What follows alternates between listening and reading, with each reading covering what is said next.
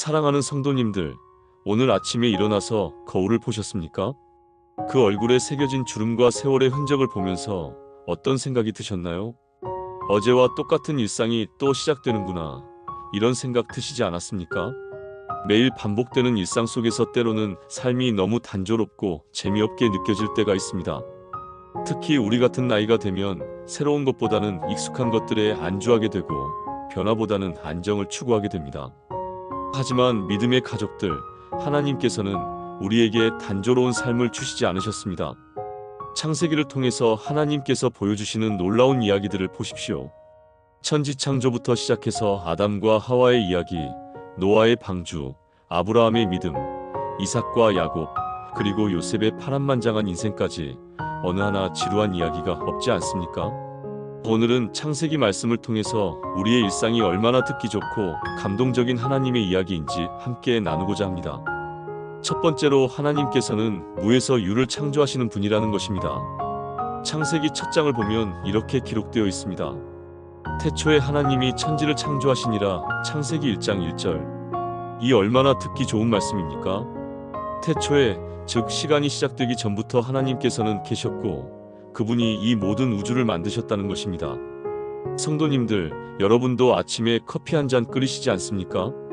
물을 끓이고 커피를 우리고 설탕과 크림을 넣어서 자신만의 커피를 만드시죠. 그런데 하나님께서는 아무것도 없는 상태에서 이 광대한 우주를 만드셨다는 것입니다. 빅뱅 이론이니 진화론이니 하는 과학적 설명들이 있지만 그 모든 것들의 근원에는 하나님의 창조가 있습니다. 그리고 하나님이 이르시되 빛이 있으라 하시니 빛이 있었고 창세기 1장 3절. 하나님께서 말씀하시니까 빛이 생겼습니다. 이것이 바로 말씀의 능력입니다. 하나님의 말씀에는 창조의 능력이 있다는 것입니다. 지금 이 순간에도 여러분의 삶 속에서 하나님께서는 무에서 유를 창조하고 계십니다.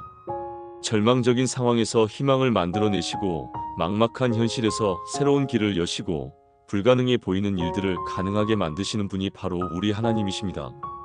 얼마 전에 한 성도님께서 저에게 이런 이야기를 해주셨습니다.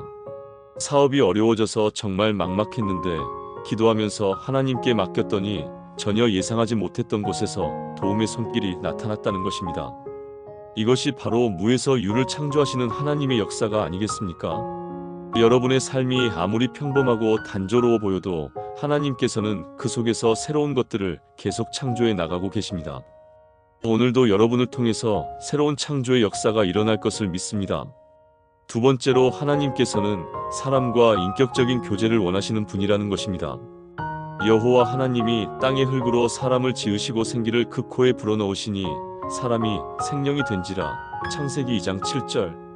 하나님께서 사람을 만드실 때 다른 피조물과는 다르게 직접 생기를 불어넣어 주셨습니다. 이것은 사람이 하나님과 특별한 관계에 있다는 것을 의미합니다. 하나님께서 아담을 부르시며 내가 어디 있느냐고 물으신 장면을 생각해 보십시오. 전지전능하신 하나님께서 아담이 어디 있는지 모르셔서 물으신 것이 아닙니다. 이것은 관계를 회복하고자 하시는 하나님의 사랑의 부르심이었습니다. 지금도 하나님께서는 우리 한 사람 한 사람을 부르고 계십니다.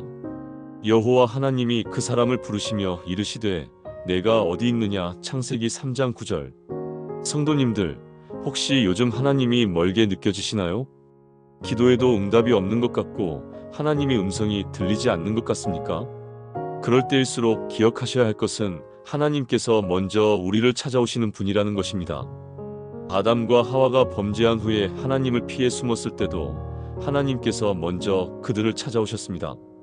우리가 하나님을 떠났을 때도 하나님께서는 우리를 포기하지 않으시고 계속해서 부르고 계십니다. 저는 목회를 하면서 많은 성도님들을 만나보았습니다. 어떤 분들은 젊은 시절에 교회를 다니다가 세상 일에 바빠서 신앙에서 멀어진 경우도 있고 어떤 분들은 힘든 일을 겪으면서 하나님에게 실망해서 등을 돌린 경우도 있습니다. 그런데 놀라운 것은 세월이 흐른 후에 그분들이 다시 교회로 돌아오신다는 것입니다. 이것이 바로 하나님의 부르심의 능력입니다. 하나님께서는 우리를 포기하지 않으시고 끝까지 부르고 계십니다. 지금 이 순간에도 하나님께서는 여러분 한 사람 한 사람의 이름을 부르고 계십니다. 여러분과 개인적이고 인격적인 교제를 원하고 계십니다. 그 부르심에 응답하시는 여러분들이 되시기를 바랍니다. 세 번째로 하나님께서는 우리의 연약함과 실수까지도 사용하시는 분이라는 것입니다. 창세기에는 완벽한 사람들의 이야기가 나오지 않습니다. 아브라함도 믿음의 조상이라고 하지만 실수가 많았고, 이삭도 편애하는 문제가 있었고, 야곱은 속이는 것을 잘했고, 요셉은 교만한 면이 있었습니다. 그런데 하나님께서는 이런 연약하고 부족한 사람들을 통해서 놀라운 일들을 이루어 나가셨습니다. 야곱의 경우를 보십시오. 그의 이름 자체가 속이는 자라는 뜻이었습니다. 형 에서를 속여서 장자권을 빼앗고 아버지를 속여서 축복을 가로챘습니다.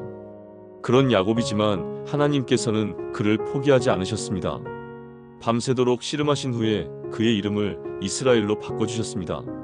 내가 하나님과 및 사람들과 겨루어 이겼으므로 내 이름을 다시는 야곱이라 부를 것이 아니요 이스라엘이라 부를 것이니 이는 내가 하나님과 및 사람들과 겨루어 이겼음이니라. 창세기 32장 28절. 속이는 자에서 하나님의 왕자로 변화된 것입니다. 성도님들, 여러분도 지난날의 실수와 연약함 때문에 자책하고 계시지 않습니까? 그때 그렇게 하지 말았어야 했는데, 그때 그런 선택을 하지 말았어야 했는데, 이런 후회들이 있으실 것입니다. 하지만 하나님께서는 우리의 과거를 보시는 것이 아니라 우리의 미래를 보고 계십니다. 우리가 무엇을 했는지가 아니라 앞으로 무엇을 할 수 있는지를 보고 계십니다. 요셉의 이야기를 보십시오. 형들에게 미움을 받아서 이집트로 팔려갔지만 그곳에서 하나님의 놀라운 계획이 펼쳐졌습니다. 나중에 요셉이 형들에게 한 말을 들어보십시오. 당신들은 나를 해하려 하였으나 하나님은 그것을 선으로 바꾸사 오늘과 같이 많은 백성의 생명을 구원하게 하시려 하셨나니. 창세기 50장 20절. 형들이 악한 의도로 한 일이지만 하나님께서는 그것을 통해서 선한 일을 이루어내셨습니다. 이것이 바로 하나님의 놀라운 역사하심입니다. 우리의 실수와 연약함까지도 하나님의 계획 안에서 사용하시는 것입니다. 한 성도님이 저에게 이런 고백을 하셨습니다. 젊은 시절에 사업을 잘못해서 큰 빚을 지게 되었는데 그때는 정말 절망적이었다고 합니다. 하지만 그 경험을 통해서 하나님을 더 깊이 의지하게 되었고 나중에는 같은 어려움을 겪는 사람들을 도와주는 사역을 하게 되었다는 것입니다. 실패가 오히려 더 큰 축복의 통로가 된 것입니다. 여러분의 지난날의 아픔과 실수들도 하나님께서 반드시 선한 목적을 위해 사용하실 것입니다. 포기하지 마시고 하나님을 신뢰하시기 바랍니다. 네 번째로 하나님께서는 우리에게 놀라운 약속과 소망을 주시는 분이라는 것입니다.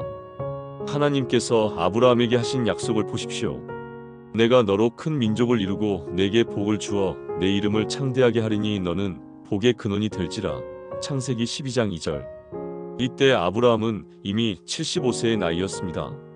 일반적으로 생각하면 새로운 시작을 하기에는 너무 늦은 나이였습니다. 하지만 하나님께서는 나이를 보지 않으시고 그에게 놀라운 약속을 주셨습니다. 그리고 그 약속은 정확히 이루어졌습니다. 아브라함은 믿음의 조상이 되었고 그의 후손은 하늘의 별과 바다의 모래알같이 많아졌습니다. 하나님께서는 약속을 지키시는 신실하신 분입니다. 또 하나님이 그에게 이르시되 내가 하나님이라 생육하고 번성하며 한 민족과 민족들의 총합이 내게서 나오고 왕들이 내 허리에서 나오리라. 창세기 35장 11절. 성도님들, 혹시 지금 여러분의 나이가 많다고 해서 꿈을 포기하고 계시지 않습니까? 이제는 너무 늦었다고 생각하고 계시나요? 하나님께는 너무 늦은 것이 없습니다. 모세는 80세에 이스라엘을 이집트에서 인도해내는 위대한 사명을 시작했습니다. 칼렙은 85세에 헤브론 산지를 정복하겠다고 나섰습니다. 나이는 하나님께 아무런 문제가 되지 않습니다. 중요한 것은 하나님의 약속을 믿고 순종하는 것입니다. 요즘 우리나라의 많은 어르신들이 은퇴 후에 새로운 인생을 시작하고 계십니다. 어떤 분은 평생 꿈꿔왔던 그림을 시작하시고 어떤 분은 봉사활동에 열정을 쏟으시고 어떤 분은 늦깎이 사업가가 되기도 합니다. 이 모든 것이 가능한 이유는 하나님께서 우리에게 새로운 소망과 비전을 주시기 때문입니다. 이삭이 그랄에서 우물을 팠을 때의 이야기를 기억하십니까? 블레셋 사람들이 계속해서 우물을 메워버렸지만 이삭은 포기하지 않고 계속해서 새로운 우물을 팠습니다. 마침내 르호봇이라는 우물을 팠을 때 더 이상 다투는 일이 없었습니다. 그때 이삭이 한 말이 이것입니다. 그가 그 이름을 르호봇이라 하여 이르되 이제 여호와께서 우리를 위하여 넓게 하셨으니 이 땅에서 우리가 번성하리로다 하였더라. 창세기 26장 22절. 하나님께서는 우리를 위해 넓은 곳을 예비해 주십니다. 비록 지금은 좁고 답답해 보여도 하나님께서 때가 되면 넓은 곳으로 인도해 주실 것입니다.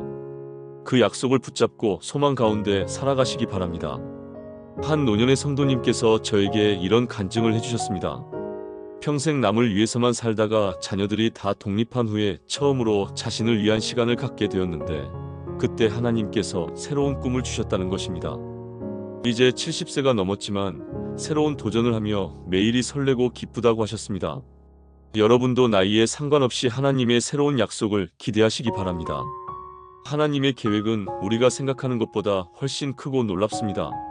사랑하는 성도님들, 오늘 우리가 창세기를 통해서 함께 나눈 4가지 말씀을 다시 한번 정리해 보겠습니다. 첫째, 하나님께서는 무에서 유를 창조하시는 분이십니다. 여러분의 절망적인 상황에서도 새로운 희망을 만들어내실 것입니다. 둘째, 하나님께서는 우리와 인격적인 교제를 원하시는 분이십니다. 지금도 여러분의 이름을 부르고 계시니 그 음성에 귀를 기울이시기 바랍니다. 셋째, 하나님께서는 우리의 연약함과 실수까지도 사용하시는 분이십니다. 과거에 얽매이지 마시고 하나님의 새로운 계획을 기대하시기 바랍니다. 넷째, 하나님께서는 우리에게 놀라운 약속과 소망을 주시는 분이십니다. 나이나 상황에 상관없이 하나님의 약속을 믿고 새로운 꿈을 꾸시기 바랍니다. 창세기의 이야기들이 수천 년이 지난 지금도 우리에게 감동을 주는 이유가 무엇입니까? 그것은 그 이야기들이 단순한 옛날 이야기가 아니라 지금도 계속되고 있는 하나님의 살아있는 역사이기 때문입니다. 여러분 한 사람 한 사람의 삶이 바로 그런 감동적인 하나님의 이야기입니다. 매일 반복되는 일상 같아도 그 속에는 하나님의 놀라운 계획과 섭리가 숨어 있습니다. 오늘부터는 여러분의 일상을 다른 눈으로 바라보시기 바랍니다. 하나님의 관점에서 보면 여러분의 삶이 얼마나 듣기 좋고 감동적인 이야기인지 아시게 될 것입니다. 혹시 오늘 말씀이 여러분의 마음에 조금이라도 위로와 격려가 되었다면 좋아요 버튼을 눌러주시고 댓글로 여러분의 간증과 기도 제목도 나누어 주시기 바랍니다. 함께 기도하며 서로를 격려하는 믿음의 공동체가 되었으면 좋겠습니다. 다음 주에도 더욱 은혜로운 말씀으로 찾아뵙겠습니다. 사랑하는 성도님들 위해 하나님의 풍성한 축복이 넘쳐나기를 축복합니다. 오늘 하루도 하나님과 동행하시며 승리하는 하루가 되시기를 예수님의 이름으로 축원합니다. 아멘.